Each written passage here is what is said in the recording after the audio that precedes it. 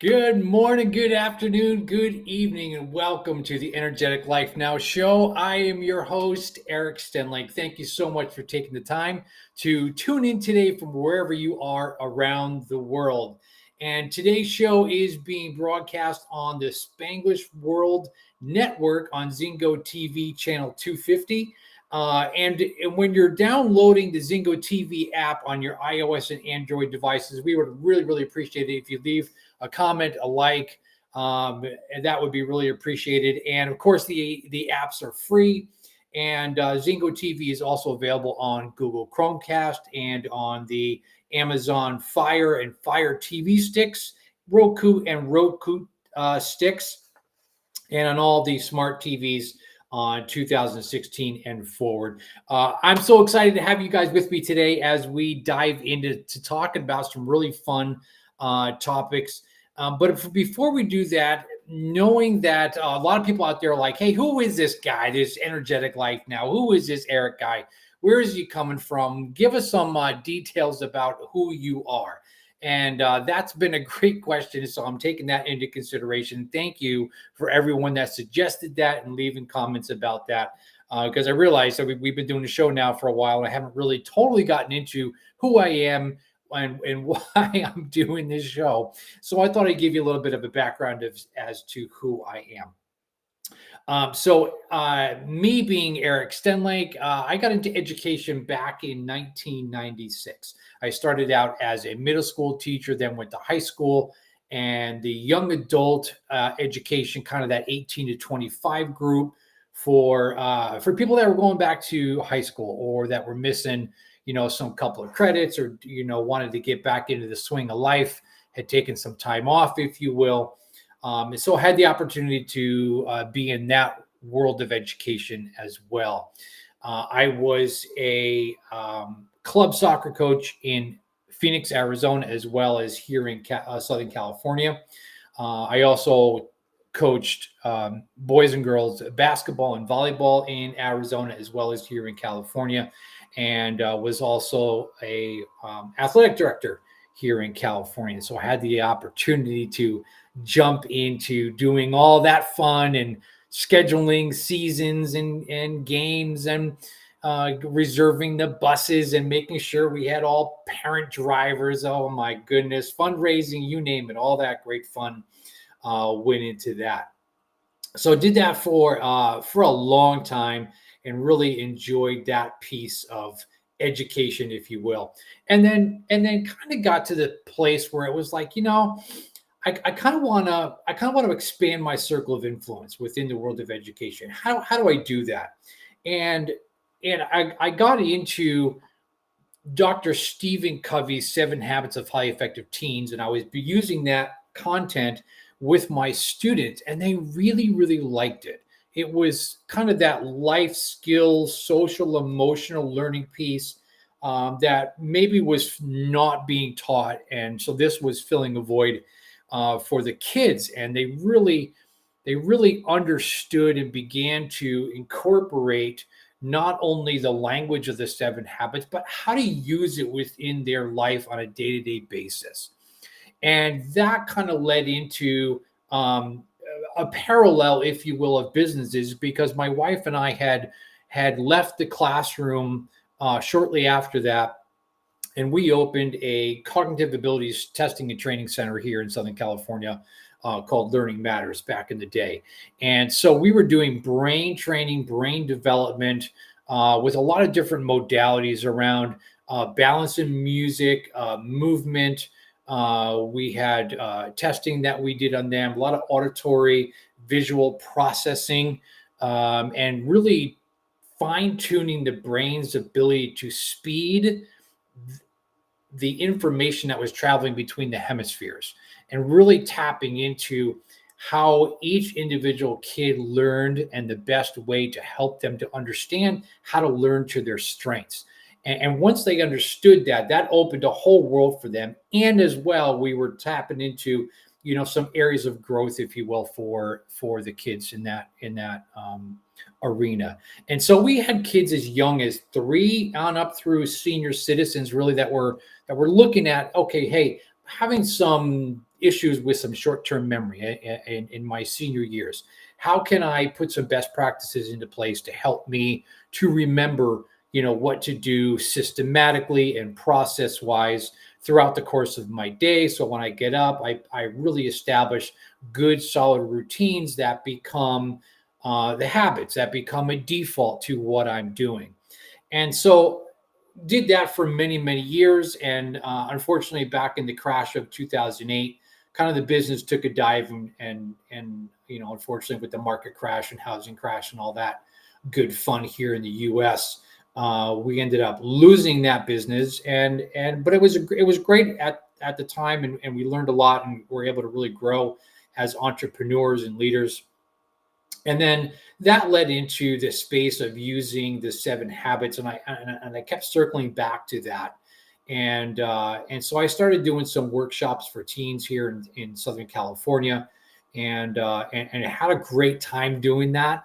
And the one thing led to another, and sure, what you know, Frank and Covey reached out and said, "Hey, listen, we understand you're doing these workshops, and would you be interested in coming and interviewing for a position in our education division as a consultant to go into schools and really help them understand how to implement the 7 habits as a leadership foundation, and begin to take that leadership foundation and integrate that within the culture and climate of the school." And then that led into, well, I've been doing that now 13 years, and that's been a fantastic journey. And I've learned so much, and I've grown so much, and so grateful for that opportunity. Now, fast forward to now in today, as we look at where I am, kind of post pandemic, if you will. We weren't traveling, we weren't going into schools. Doing what we did within the Leader in Me process. And so I was looking for something to kind of fill that gap, if you will, while I was home. And that's when Dr. Joseph McClendon III and Dr. Daniel Amen came up with this brilliant idea to launch their content and their trainings in spaces of which we as the public could come in and get trained by them. And that's really where I am today. And so that has led into a whole new path and avenue, really within the Neuroencoding Institute with Dr. Joseph McClendon, and Amen University with Dr. Daniel Amen. And so that's where my neuro coaching and my brain health coaching background is really coming now. And I've been with them now. This is going into the 3rd year. And that's been, wow, gosh, you guys, that has been such a fantastic ride. And I'm so honored that I get to work with kind of that tween to 25 group and their caregivers. And that's really kind of what my niche, if you will, would be in that avenue. And with that, that has opened up so many doors for me, which has been just so amazing. If you happen to catch my Facebook post that I did a couple weeks ago, I announced that I was joining Venu Keller, Venu Inspires, her coaching team. And if you've happened to see her show, she's been on my show, I've been on her show, which has been so much fun. And I believe she's with Tony Robbins this week and presenting with him. And so Venu has brought me on board to be one of her instructional coaches with her teen and family content, and just having an absolute blast with that. So thank you, Venu. I love that I'm a part of your team now, and that's been really, really fun.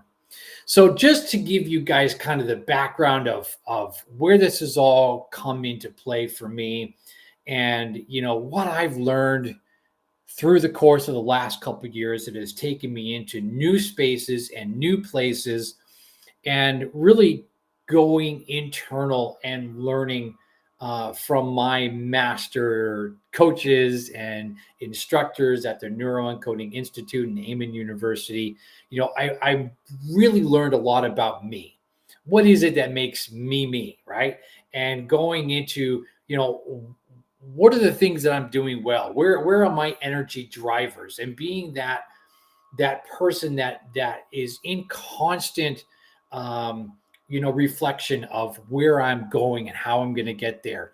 And I've learned that really being that energy driver of my own progress going forward each day has been huge. And so that's where the kind of the energetic life now has come into play.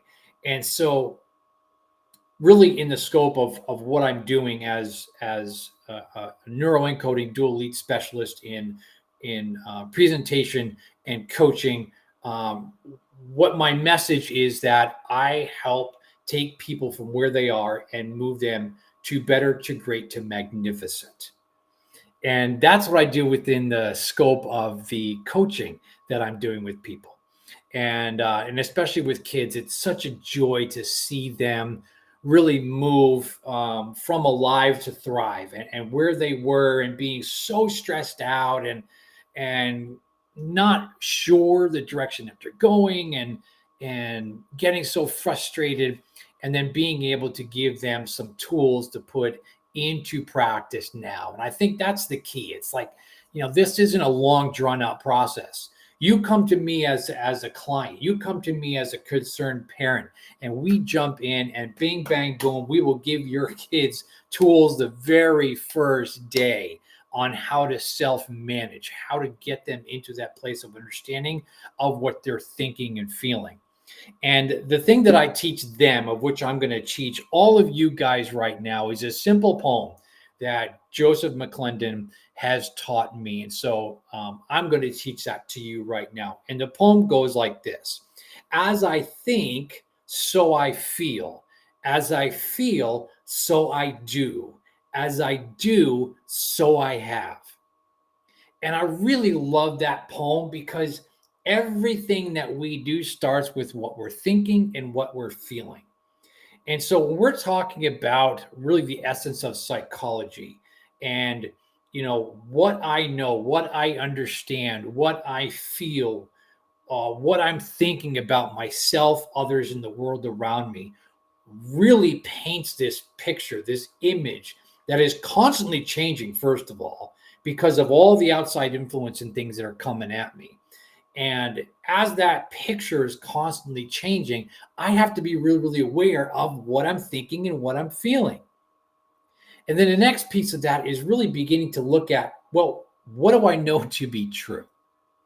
So if I'm upset about this because of that, what do I know is true? I know it's true that, oh man, I should have done this. And now I'm all stressed out because I should have done that. Or it's what is coming at me in this outside stimulus that I'm responding to. It's not true. And I'm giving it power and authority over my thoughts and feelings. And so being able to push back against that and say, listen, this doesn't matter. This doesn't matter at all. And I need to change my perception of how I'm looking at this situation, how I'm feeling about myself in this situation, or how I'm feeling about myself based on someone else's, perception of my situation, or whatever is happening to me, and being able to understand what I need to set aside as the untruth and focus on that which matters. And this is going to show up in so many avenues of my life. And I've really taken Joseph McClendon's charge, if you will, for life, that physician heal thyself, right? If I'm looking at myself and saying, how can I be the best version of me that I possibly can be? Well, I got to go internal, and I got to make sure that what I'm thinking and what I'm feeling is absolutely spot on for me. And if it's not, I got to change that immediately and get back into understanding where I'm going and how I'm going to get there. Because, hey, you know what? I want to have things like hope and joy and energy and fulfillment. I want to have all that right close by, that I can grab that and go, yeah, man. Yes, that's awesome. I'm feeling so great right now. And why? Because I'm focusing on what's true. I'm focusing on that positive, not the negative, and not listening to that stinking thinking that's going on in my head, or as Dr. Daniel Amen calls it, the ants, the automatic negative thoughts. And all of this, what I'm explaining right here, it comes back to this concept here. What am I defaulting to? What am I defaulting of how I'm thinking? What am I defaulting to what I'm feeling? Because if it's positive, I'm going to get that return on that investment of looking at things positively. If I'm going back to that negative, that's what's going to be coming back to me, and what my output's going to be in that negative. And that's what that return of investment of focused and energy is going to be. So I'm asking you guys, as you're watching, you're listening to this, where do you want your energy drive to be in? Do you want it to be in that positive, to have that positive in the output, to have that positive in the input? Do you want it to be in the negative? It's okay to get into that negative space as long as you're like, boom, man, I just realized I am thinking and feeling negative right here. Can I just time out myself? Can I just push my pause button and say, yo, man, this is not where I want to be? Can I rewire my brain? Can I get back to thinking that positive? Can I be solution minded? Can I get into that focus and say, this is the direction I want to go? Let me change what's happening here. And I'm sorry, it doesn't matter whether you're 3 or 93. This is applicable to everyone around the world, and that's why I love that. My show is called the Energetic Life Now Show, because it's getting energy into my life now, not 5 years down the road, not 6 years down the road. I want to get that now. Why? Because I want to have that positivity be flowing through me, that energy to be flowing through me. And so this is what I help my clients get into, that understanding and space of how do they get that energy driver going in their life. Now, you're going to, some of us out there are like, listen, Eric, that sounds great, man. I want that energy. That is bomb. But I'm going to be honest with you, dude, there's times in my life through the course of my day where I'm like, bro, you're killing me, Smalls. You're killing me. Right. And so these are the conversations that I'm having internally with myself on the things that I'm like, man, this is so hard. Why is life so hard? Well, I think it comes down to the situational aspect of this application of how do I do things in my rise routine in the morning and my rest routine at night? How do I continually have that energy drive be foundationally stable throughout the course of my day? Where is that coming from? Well, it's coming from how I think and how I feel. And it's going to be that which drives my action. And if I'm in that good space and place, my action is going to be, yeah, let's go, right? Because that's what's going to produce my results of being, yeah, I got what I set out to do. I'm so happy. I'm so excited. I'm so elated that I was able to do what I set out and accomplish today. Whether it's something that's massive and huge or it's little baby steps that I made along the way today, both are just as impactful. So I wanted to share something with you that I saw today, which was just absolutely phenomenal. And Mel Robbins, if you happen to see this, I just want to give a huge shout out, Mel. I love you. And this was golden. If you're not following Mel Robbins on social media, go follow her because this was awesome. And if you have a chance to tag her in the comments, that would be great because I'd love for her to see this. So today's post that I saw from Mel Robbins, 7 things that feel hard to do, yet avoiding them makes life harder. Oh boy, he's not going to go there, is he? Yes, I am. Yes, I am. Because as I was thinking about this show today and what I was going to be saying to you, this aligned so perfectly that I was like, oh, I got to share this. I got to share this out with everybody. So number 1, getting out of bed when the alarm rings feels hard. But waking up late makes life harder. How true is that? How true is that? If I'm gonna pop out of bed in the morning and be like, yep, let's go, let's attack this day with energy and excitement, and I want to uncover and discover many great things today. That's great. That's great energy to hop out of bed. Now, does that mean I'm always that high energy? Or are there days when I'm tired? Of course, there's days when I'm tired. That's normal. That's going to happen.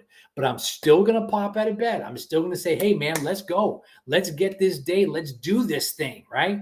Waking up late makes life harder on the other end. Why? If I'm hitting that snooze button, bang, bang, bang, bang, bang, and now all of a sudden it's like, oh, man, I got to be out the door in what? A few minutes? How much stress am I opening my day up to right from the very beginning, right from the get-go? Oh, I'm late now. I'm stressed and I can't find this and where is that? And I'm rushing around, running up and down the stairs, running around the house. Like what? I can't find anything. Why? Because we're in fight and flight. We're in an emotional reptilian part of our brain. We're not thinking clearly. And that's how I want to start my day. So I'm really going to challenge you guys on this. As I think, so I feel, as I feel, so I do. If my do is going to get me into high stress to start my day, nope, let's change how we think and feel, because I want to have a calm morning. I want to have a calm start to my day. Now, listen, we know that there's things that are going to pop in. And my favorite story is when my son was in middle school and comes downstairs. Hey, Dad. Hey, I forgot to tell you, but I need like 36 cupcakes and 2 bottles of soda. And do we have time to make cupcakes this morning before we go to school? No. Come on, parents. How many of you out there like, yes, oh, I forgot I had this big project, or I need poster board, or I need this. And you're like, it's 7 o'clock in the morning. We got to be out the door in 15 minutes. Are you kidding me? What are you doing? Right. And so getting into that high stress in the morning can be a real negative driver to get my day going. So getting out of bed when alarm rings feels hard, but waking up late makes life harder. I love that one. Okay, here's one for you. Pushing yourself to start a project feels hard, but procrastinating makes life harder. Boom, there it is. I'm telling you what, you've got these great ideas. You want to start a project. You're like, yeah, that's great. How many of us get stuck in the procrastination cycle of that? What am I procrastination? Because I've got these negative thoughts that are rolling. Oh, I don't know if I could do this. This is going to be hard, yada yada. And we're listening to all that negativity, as Dr. Joseph McClendon says, the thieves of our dreams. Right, getting into that space of oh man's and wows and how do I do this and I'm not sure, and we get stuck in that negativity. Right, those automatic negative thoughts that start rolling around. Procrastinating, now sitting on my derriere, is going to make things much harder because I'm not accomplishing what I want. When I get in front of audiences, I love to propose this question, and here it comes. You ready? What could you begin now that it's 6 months from now, you're going to be really happy you started today?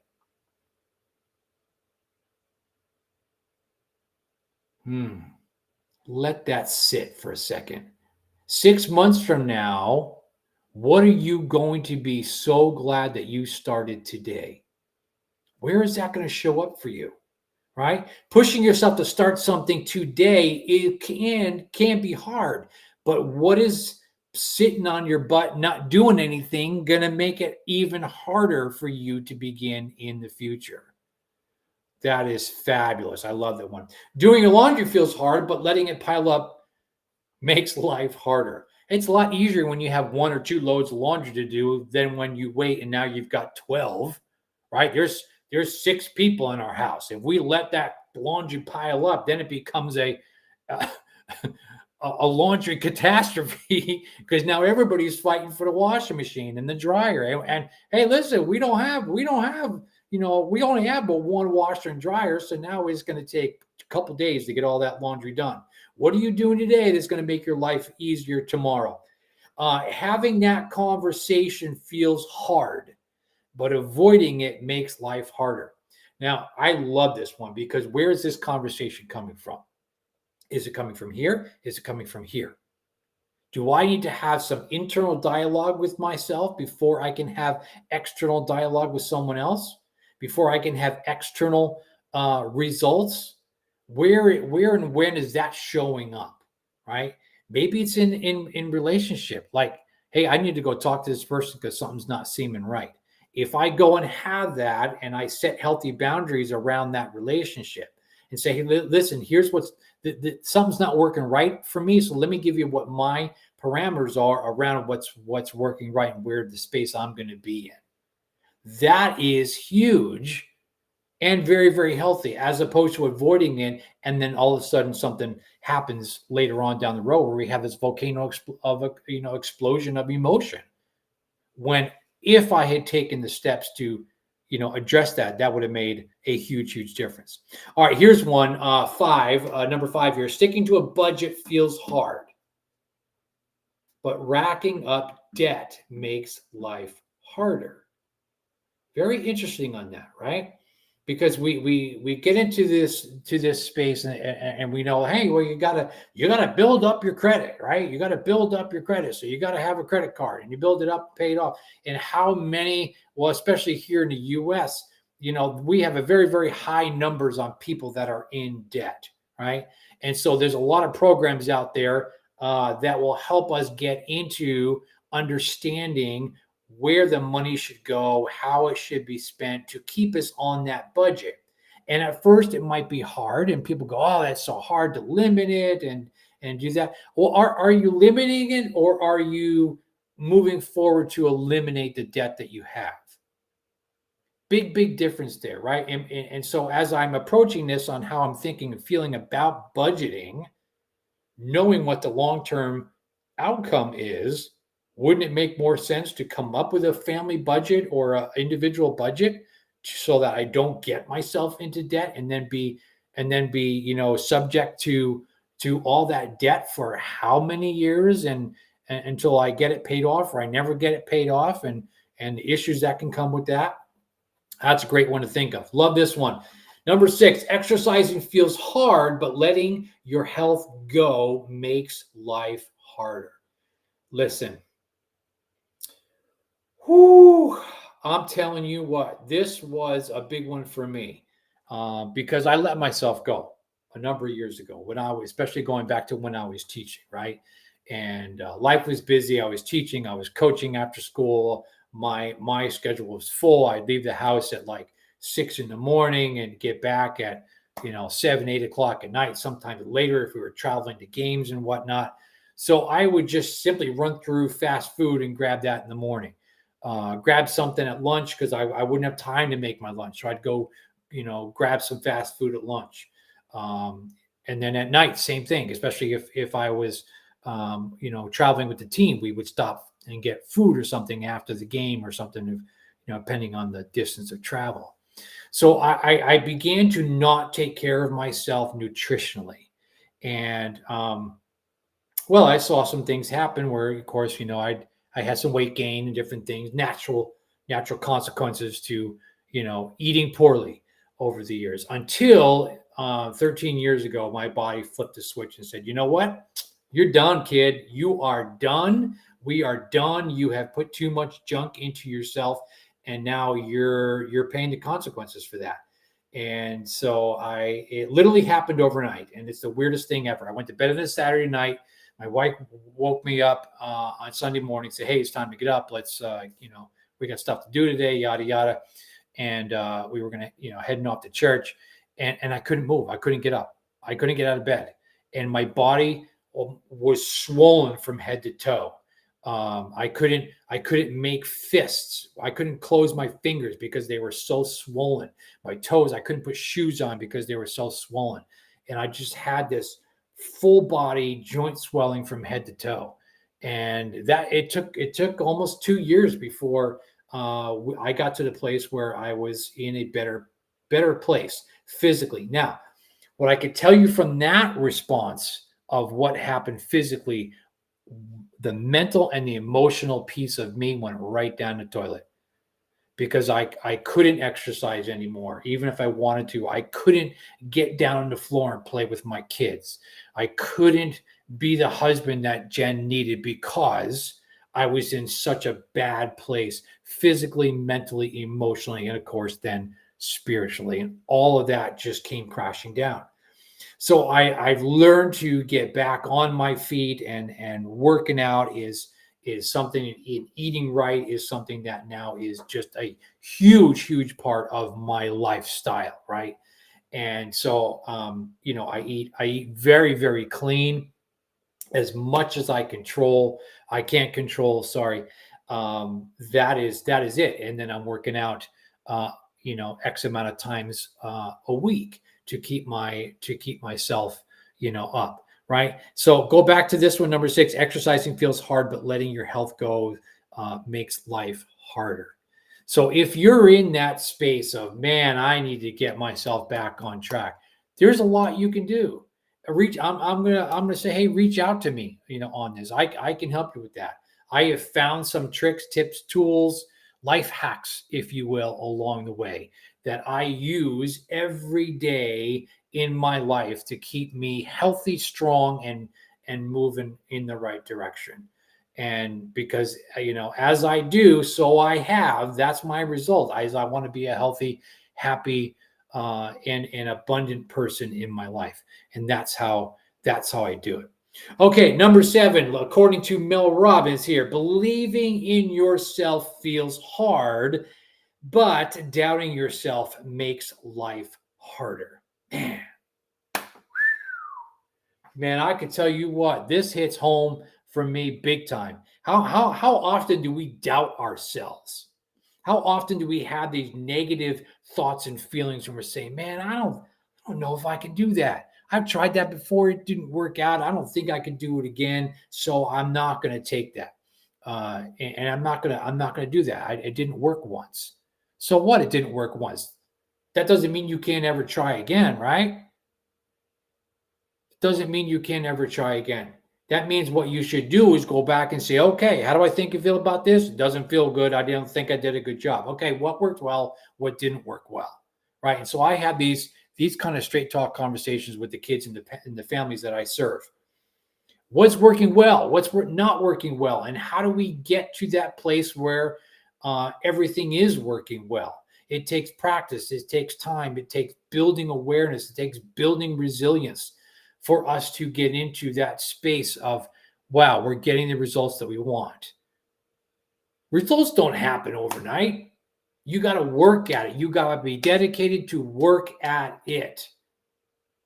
The people that are getting results are the people that stick to their plans. You make adjustments along the way, but you stick to that plan because you know it's the best thing for you. You know it's the best thing that you want to see in terms of results. And so now you move yourself forward. The final thing on this piece from Mel, she says, doing what feels hard always makes life easier. You got this, love, Mel. And I love that closeout. Doing what feels hard always makes life easier. So going back to all of these, if I incorporate my do into all 7 of these practices that she was talking about, all these 7 examples, if I stay true to myself in each one of these, it's hard in the beginning, but it makes my life easier in the long run. Isn't that what you want? Isn't that what I want? And I unequivocally, yes, that is exactly what I want. I want my life to be easier in the fact that I have taken necessary steps along the way to get the results that I want. So I'm gonna challenge you guys on this, wherever you're tuning in from around the world, is to sit down over the next 24 hours and really look at yourself and say, okay, what are the things in my life that are working well? Make that list. Over here, what are the things that are not working well in my life? And begin to just jot down your thoughts. No wrong answers because they're yours, right? They're yours. And then begin to understand and look at the things that are working well. Why?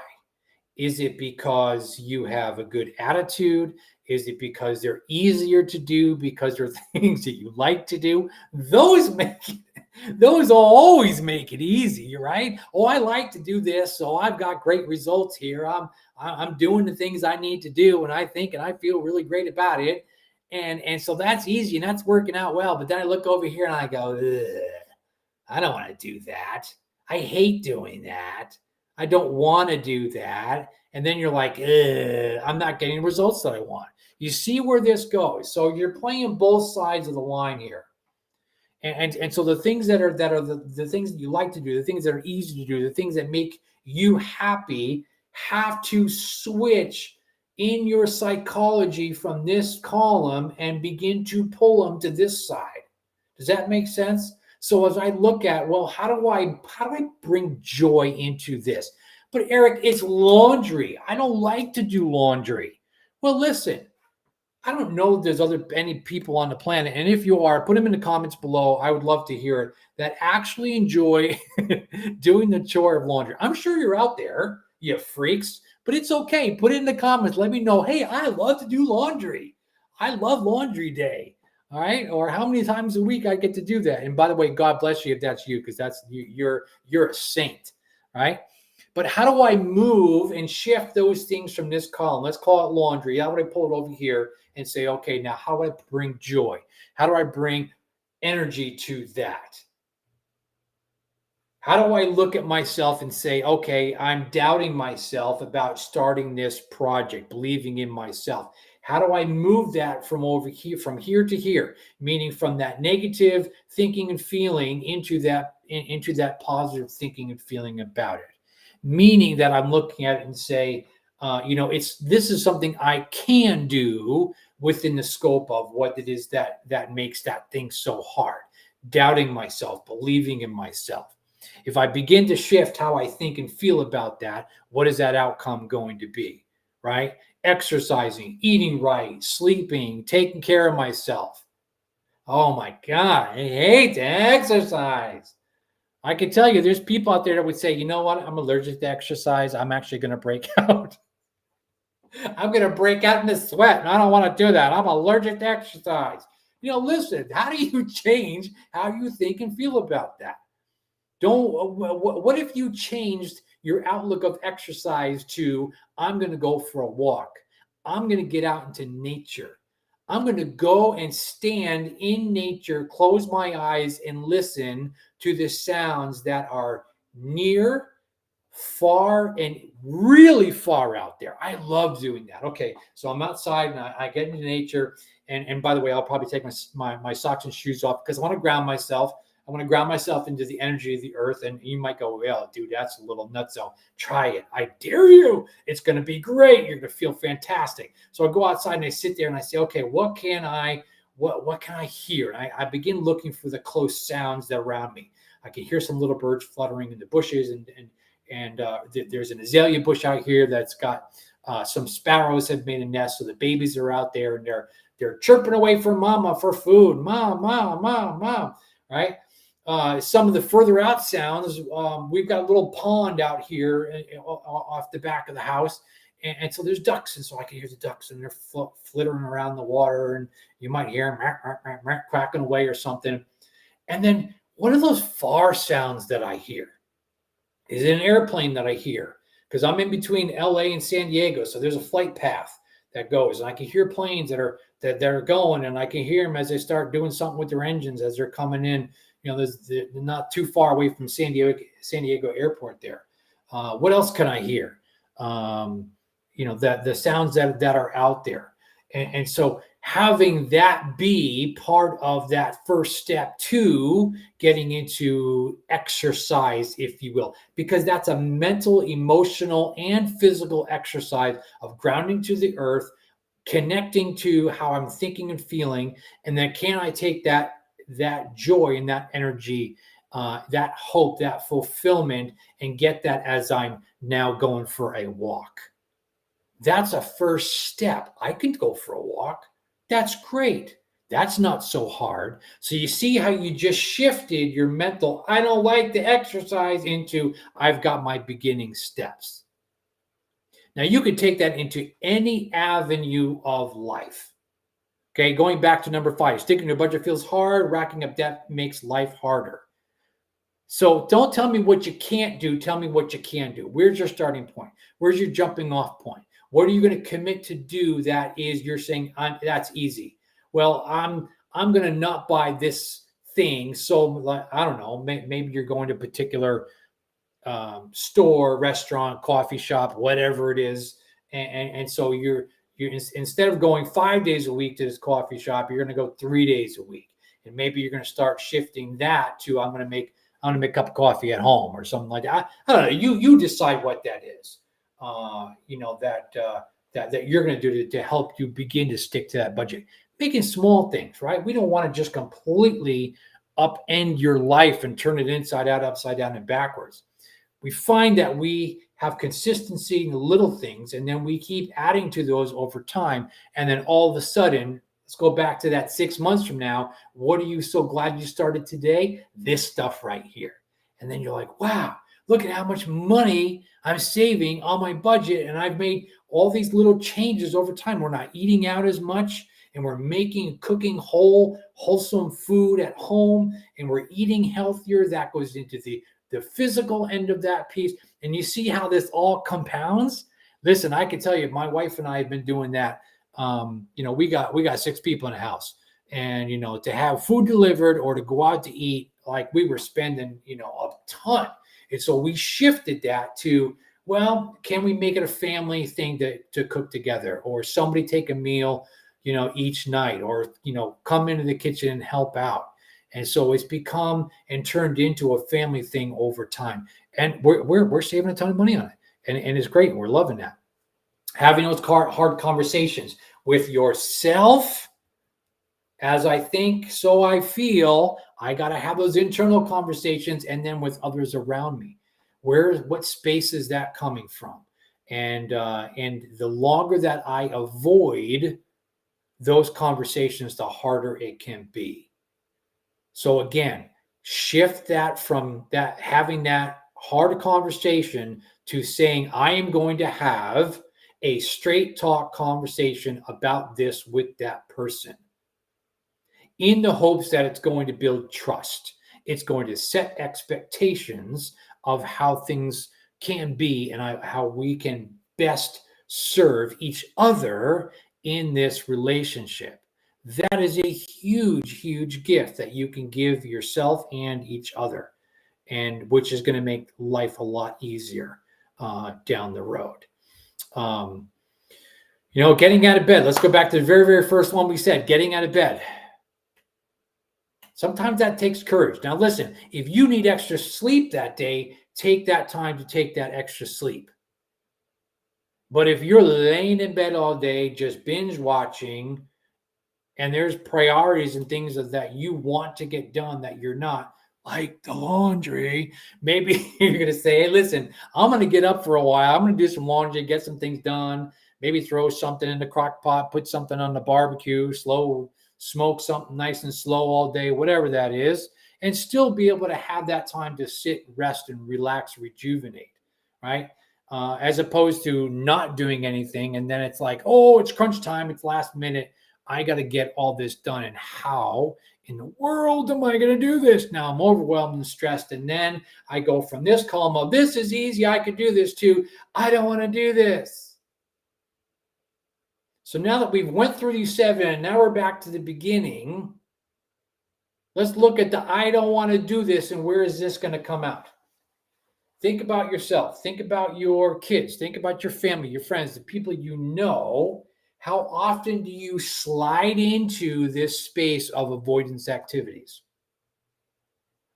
And what are those avoidance activities that you do? Get clear on that. Is it excessive social media? Is it excessive gaming? Let me tell you something. I work with tweens, right? Tweens to 25. Every parent that reaches out to me on Vino Inspires or Energetic Life Now is saying, my kid plays like 300 hours a day on video games. I don't know what they're going to rot their brains. It was kind of like going back to the 80s, us Gen Xers, right? Don't sit so close to the TV. You're going to rot your brain. Your eyes are going to fall out. Now, listen, how do you identify what these excessive avoidance activities are? If I'm staying up all night playing video games, and now parents are like, they just lay in bed and they sleep all day. Well, of course, because their timetable is different from yours. You're going to bed at 9, 10 o'clock at night, and you're sleeping and getting up at 6, 5, 6, right? They're going to bed at 2, 3, and they're sleeping until 2, 3 the next day. That's their timetable, their time cycle, right?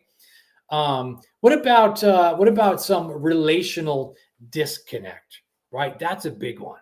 Relational disconnect. My kid won't talk to me. They just stay in their room. They don't do anything. They're disconnected for life.